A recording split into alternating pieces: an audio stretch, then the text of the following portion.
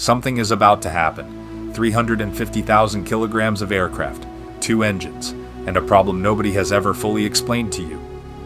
Every single day, 100,000 flights lift into the sky. Most people never ask what is actually happening inside those engines. The answer is one of the most violent, precise, and extraordinary things humanity has ever built. Inside this engine, air is compressed to 60 times atmospheric pressure. Fuel ignites at 2,000 degrees Celsius, and blades made from a single continuous metal crystal spin at 15,000 revolutions per minute in temperatures higher than their own melting point. Right now, you are looking at cruise altitude, negative 55 degrees Celsius outside, 2,000 degrees inside the engine, 3 millimeters of engineered metal, separating both worlds. This engine has been running continuously for 11 hours, and it will run for 20,000 more before anyone touches it. This blade operates at temperatures above its own melting point. It took humanity 90 years to figure out how to make it. This is that story.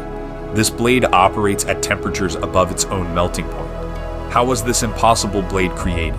And how are jet engines made? It's 1928.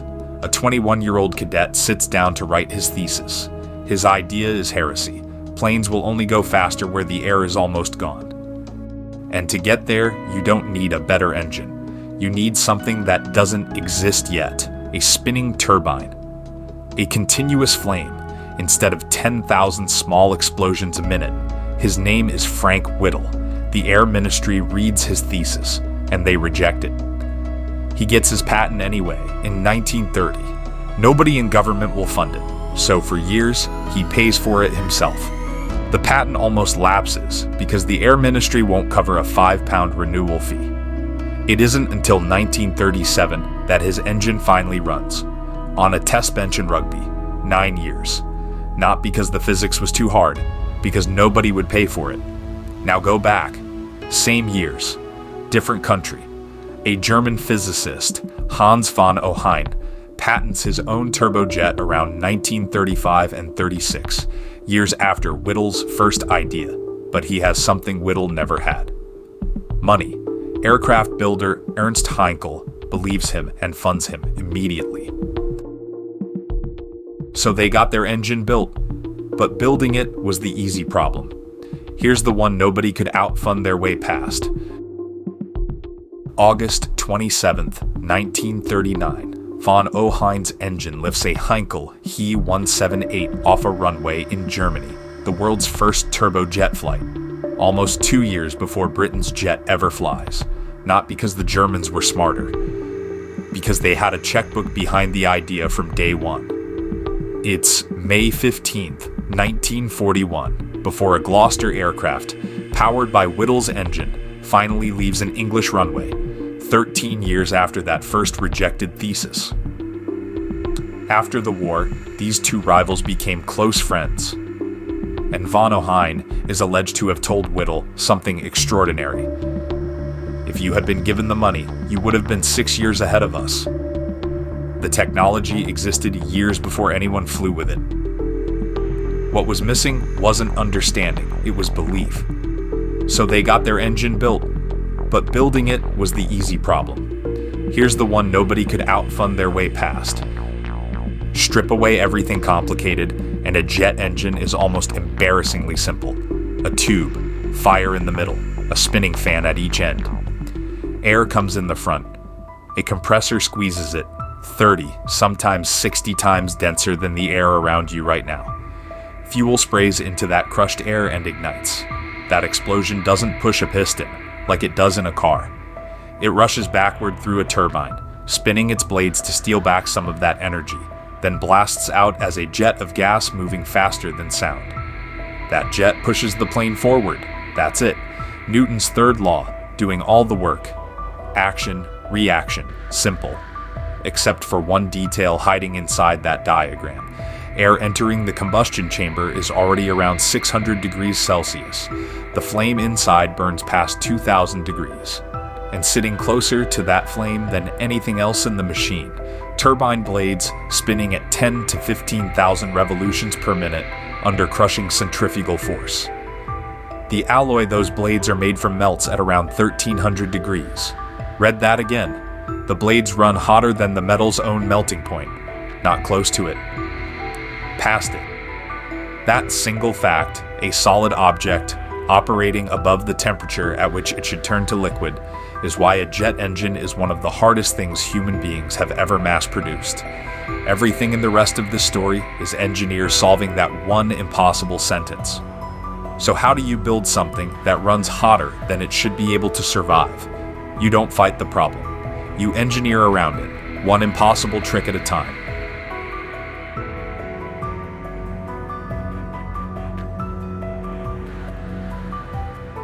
Every jet engine starts here, not in a factory, but in the ground. Roughly 25,000 parts, and each one began as raw ore. This is ilmenite, a mineral sand containing titanium. It's chlorinated, purified, then reduced with molten magnesium, the Kroll process, the only method that's ever made titanium at industrial scale. The result is a fragile, spongy metal. Melted and alloyed with aluminum and vanadium, it becomes Ti6Al4V, strong, light, ready for the front of the engine. This alloy becomes the fan blade, roughly the size of a human arm, at full thrust.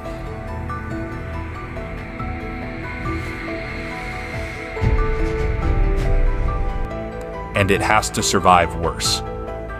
Every new fan blade design is fired at with real birds, a test regulators require before any engine carries a passenger. That's the front of the engine solved. Behind it, temperatures climb past anything titanium can survive, and the materials change completely. This is where nickel takes over. Combined with cobalt, chromium, and aluminum, it forms a superalloy built to hold its shape while flame ignites inches away. One ingredient does the heaviest lifting, rhenium. It slows the alloy's breakdown at extreme heat and costs thousands of dollars per kilogram, one of the most valuable metals on the aircraft. A single turbine blade can hold tens of grams of it, and it isn't poured into a mold. It's grown as one uninterrupted crystal. Only a handful of foundries on Earth can do this reliably. One stray grain boundary, and the blade fails long before its time. What comes out fits in one hand, engineered to survive conditions hotter than the melting point of the metal itself. Titanium at the front, nickel and rhenium at the back, 25,000 parts, and we've only covered two materials.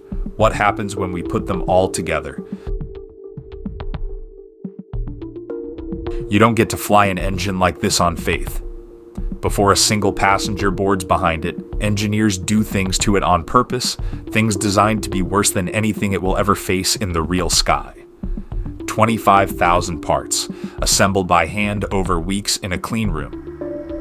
Every blade in a stage is weighed to the milligram and matched to its neighbors, because at 15,000 revolutions per minute, even a tiny imbalance can destroy the engine in minutes.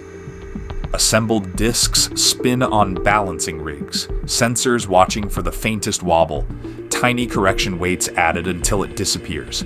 Then it goes to the test cell, a structure built like a bunker. Giant intakes, exhaust diffusers built to handle a jet at full power, indoors. And then deliberately, they try to break it. A blade off test, a turbine blade severed on purpose, while the engine runs at full speed. It has to contain every fragment. Bird ingestion, multiple large birds, fired into the intake at once. The engine still has to make enough thrust for the aircraft to land safely. Ice ingestion, altitude simulation. The pressure and temperature of 35,000 feet minus 50 degrees, a quarter of sea level air pressure, recreated indoors. And the endurance test, thousands of simulated flight cycles, full power takeoffs over and over, years of a working life compressed and repeated before this engine is ever trusted with a single real flight. Developing an engine like this can cost close to $1 billion, sometimes several times that. Rolls-Royce's RB211 program overran its budget so badly the company went bankrupt in 1971. Adjusted for inflation, that overrun alone runs into the billions today. It can take 15 to 20 years before an engine program earns that investment back. And even after all of that, sometimes something still goes wrong. Fatigue cracking every flight cycle heats parts up, loads them, cools them down.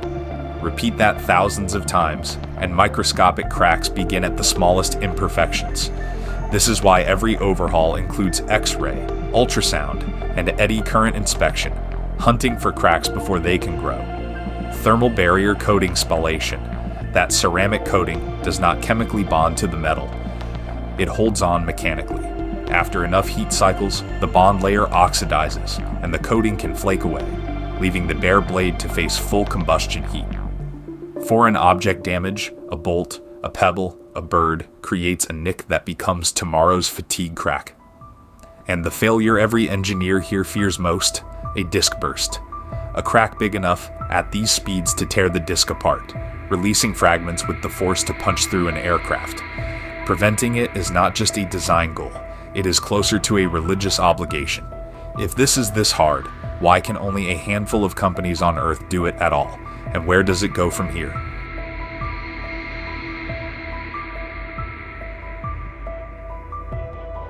"90 years after that rejected thesis, here's the strangest part of this story. Almost no one on Earth can actually build one of these. GE Aerospace's GE9X holds the Guinness World Record for thrust among commercial engines and lists at roughly $40 to $45 million each. GE was also first to fly ceramic parts commercially inside the CFM LEAP's hottest section. Rolls-Royce builds the Trent family, powering most wide-body Airbus jets.